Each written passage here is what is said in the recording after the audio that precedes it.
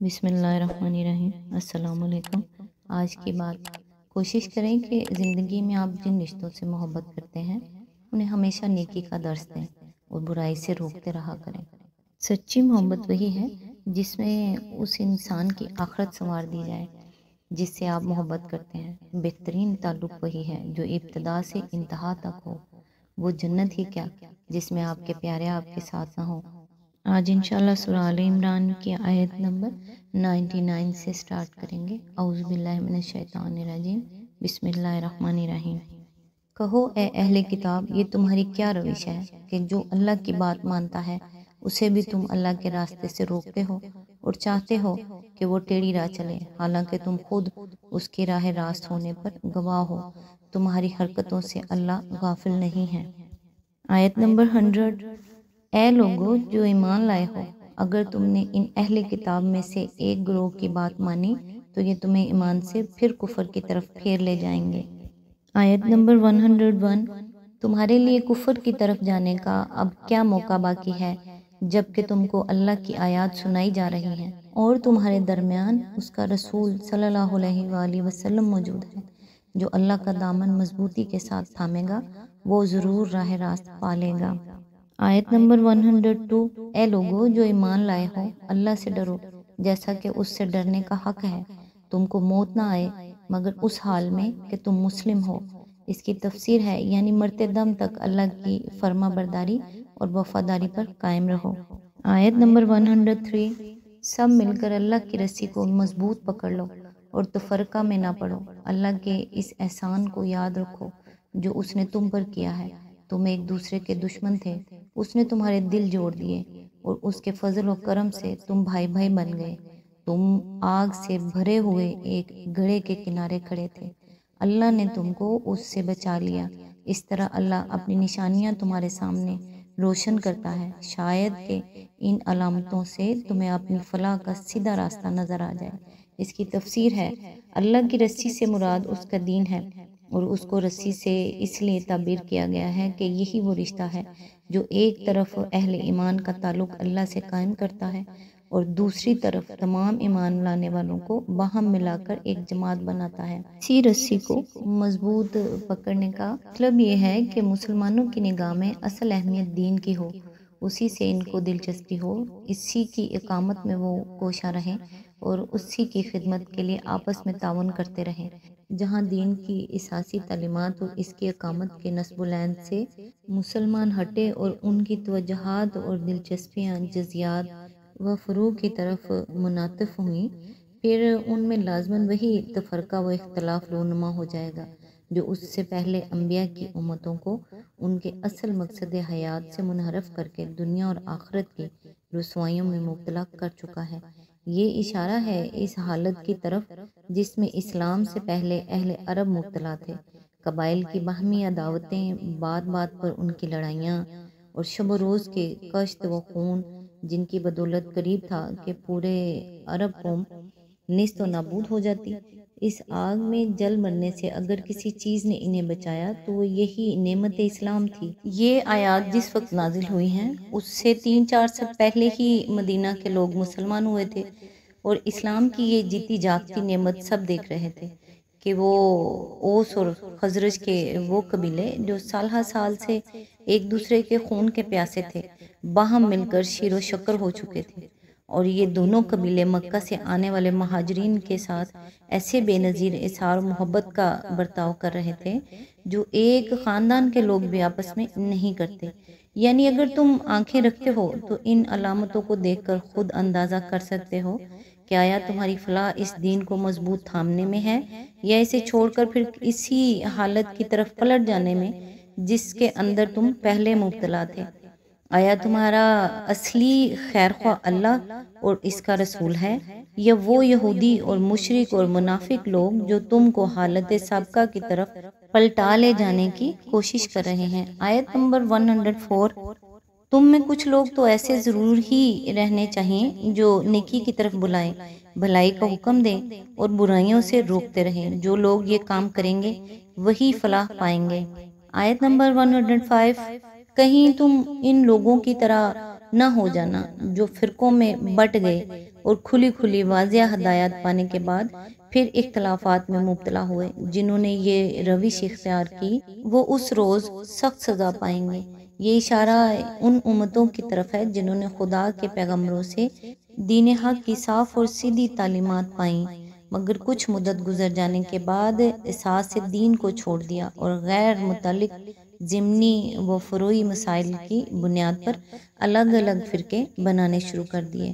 پھر فضول باتوں پر جھگڑنے میں ایسے مشغول ہوئے کہ نہ انہیں اس کام کا ہوش رہا جو اللہ نے ان کے سپرد کیا تھا، اور نہ عقیدہ و اخلاق کی ان بنیادی اصولوں سے کوئی دلچسپی رہی جن پر در حقیقت انسان کی فلاح و سعادت کا مدار ہے۔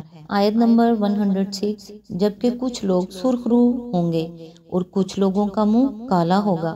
جن کا منہ کالا ہوگا ان سے کہا جائے گا کہ نعمت ایمان پانے کے بعد بھی تم نے کافرانہ رویہ اختیار کیا، اچھا تو اب اس کفران نعمت کی صلہ میں عذاب کا مزہ چکھو۔ آیت نمبر 107، رہے وہ لوگ جن کے چہرے روشن ہوں گے تو ان کو اللہ کے دامن رحمت میں جگہ ملے گی اور ہمیشہ وہ اسی حالت میں رہیں گے۔ آیت نمبر 108، یہ اللہ کے ارشادات ہیں جو ہم تمہیں ٹھیک ٹھیک سنا رہے ہیں، کیونکہ اللہ دنیا والوں پر ظلم کرنے کا کوئی ارادہ نہیں رکھتا۔ اس کی تفسیر ہے یعنی چونکہ اللہ دنیا والوں پر ظلم نہیں کرنا چاہتا اس لیے وہ ان کو سیدھا راستہ بھی بتا رہا ہے، اور اس بات سے بھی انہیں قبل از وقت آگاہ کیے دیتا ہے کہ آخر کار وہ کن امور پر ان سے باز پرس کرنے والا ہے۔ اس کے بعد بھی جو لوگ کج روی اختیار کریں اور اپنے غلط طرز عمل سے باز نہ آئیں وہ اپنے اوپر آپ ظلم کریں گے۔ آیت نمبر 109، زمین و آسمان کی ساری چیزوں کا مالک اللہ ہی ہے اور سارے معاملات اللہ ہی کے حضور پیش ہوتے ہیں۔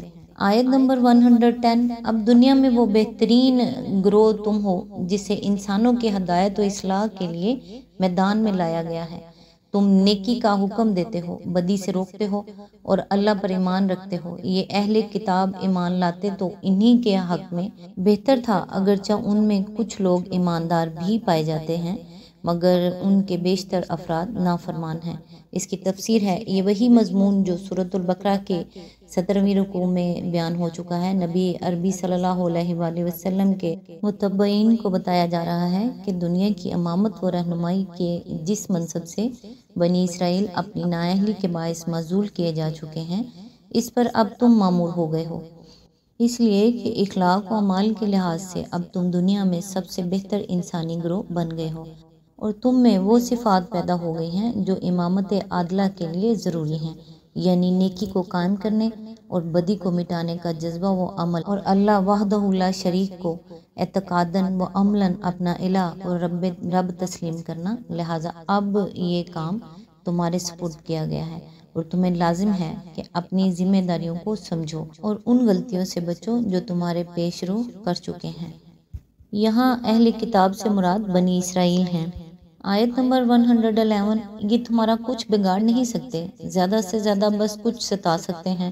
اگر یہ تم سے لڑیں گے تو مقابلے میں پیٹھ دکھائیں گے، پھر ایسے بے بس ہوں گے کہ کہیں سے ان کو مدد نہ ملے گی۔ آیت نمبر 112، یہ جہاں بھی پائے گئے ان پر ذلت کی مار ہی پڑی، کہیں اللہ کے ذمے یا انسانوں کے ذمہ میں پناہ مل گئی تو یہ اور بات ہے، یہ اللہ کے غضب میں گر چکے ہیں، ان پر محتاجی و مغلوبی مسلط کر دی گئی ہے، اور یہ سب کچھ صرف اس وجہ سے ہوا ہے کہ یہ اللہ کی آیات سے کفر کرتے رہے اور انہوں نے پیغمبروں کو ناحق قتل کیا، یہ ان کی نافرمانیوں اور زیادتیوں کا انجام ہے۔ اس کی تفسیر ہے یعنی دنیا میں اگر کہیں ان کو تھوڑا بہت امن چین نصیب بھی ہوا ہے تو وہ ان کے اپنے بلبوتے پر قائم کیا ہوا امن و چین نہیں ہے، بلکہ دوسروں کی حمایت اور مہربانی کا نتیجہ ہے۔ کہیں کسی مسلم حکومت نے ان کو خدا کے نام پر امان دے دی اور کہیں کسی غیر مسلم حکومت نے اپنے طور پر انہیں اپنی حمایت میں لے لیا۔ اسی طرح بسا اوقات انہیں دنیا میں کہیں زور پکڑنے کا موقع بھی مل گیا ہے، لیکن وہ بھی اپنے زور بازو سے نہیں بلکہ محض بپائے مردی ہمسایہ۔ نمبر 130، مگر سارے اہل کتاب یکساں نہیں ہیں، ان میں کچھ لوگ ایسے بھی ہیں جو راہ راست پر قائم ہیں، راتوں کو اللہ کی آیات پڑھتے ہیں اور اس کے آگے سجدہ ریز ہوتے ہیں۔ آیت نمبر 114، اللہ اور روز آخرت پر ایمان رکھتے ہیں، نیکی کا حکم دیتے ہیں، برائیوں سے روکتے ہیں اور بھلائی کے کاموں میں سرگرم رہتے ہیں، یہ صالح لوگ ہیں۔ آیت نمبر 115۔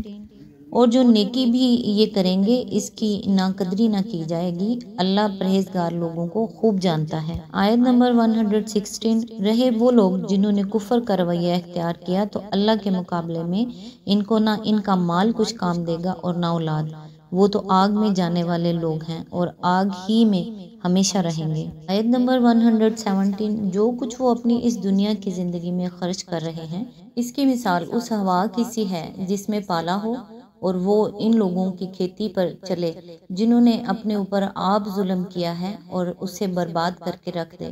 اللہ نے ان پر ظلم نہیں کیا، در حقیقت یہ خود اپنے اوپر ظلم کر رہے ہیں۔ اس کی تفسیر ہے، اس مثال میں کھیتی سے مراد یہ کشت حیات ہے جس کی فصل آدمی کو آخرت میں کاٹنی ہے۔ ہوا سے مراد وہ اوپری جذبہ خیر ہے جس کی بنا پر کفار رفع عام کے کاموں اور خیرات وغیرہ میں دولت صرف کرتے ہیں، اور پالے سے مراد صحیح ایمان اور ضابطہ خداوندی کی پیروی کا فقدان ہے جس کی وجہ سے ان کی پوری زندگی غلط ہو کر رہ گئی ہے۔ اللہ تعالیٰ اس تمثیل سے یہ بتانا چاہتا ہے کہ جس طرح ہوا کھیتوں کی پرورش کے لیے مفید ہے، لیکن اگر اسی ہوا میں پالا ہو تو کھیتی کو پرورش کرنے کی بجائے اسے تباہ کر ڈالتی ہے، اسی طرح خیرات بھی اگرچہ انسان کی مزرعہ آخرت کو پرورش کرنے والی چیز ہے، مگر جب اس کے اندر کفر کا زہر ملا ہوا ہو تو یہی خیرات مفید ہونے کی بجائے الٹی مہلک بن جاتی ہے۔ ظاہر ہے کہ انسان کا مالک اللہ ہے اور اس مالک کا مالک بھی اللہ ہی ہے جس میں انسان تصرف کر رہا ہے، اور یہ مملکت بھی اللہ ہی کی ہے جس کے اندر رہ کر انسان کام کر رہا ہے۔ اب اگر اللہ کا یہ غلام اپنے مالک کے اقتدار اعلیٰ کو تسلیم نہیں کرتا یا اس کی بندگی کے ساتھ کسی اور کی ناجائز بندگی بھی شریک کرتا ہے اور اللہ کے مال اور اس کی مملکت میں تصرف کرتے ہوئے اس کے قانون و ضابطہ کی اطاعت نہیں کرتا تو اس کے یہ تمام تصرفات اثر تابہ جرم بن جاتے ہیں۔ اجر ملنا کیسا؟ وہ تو اس کا مستحق ہے کہ ان تمام حرکات کے لیے اس پر فوجداری کا مقدمہ قائم کیا جائے۔ اس کی خیرات کی مثال ایسی ہے جیسے ایک نوکر اپنے آقا کی اجازت کے بغیر اس کا خزانہ کھولے اور جہاں جہاں اپنی دانست میں مناسب سمجھے خرچ کر ڈالے۔ آج تک کے لیے اتنا ہی، نیکسٹ انشاءاللہ آیت نمبر 118 سے سٹارٹ کریں گے۔ تب تک کے لیے دعاؤں میں یاد رکھیے گا۔ اللہ حافظ۔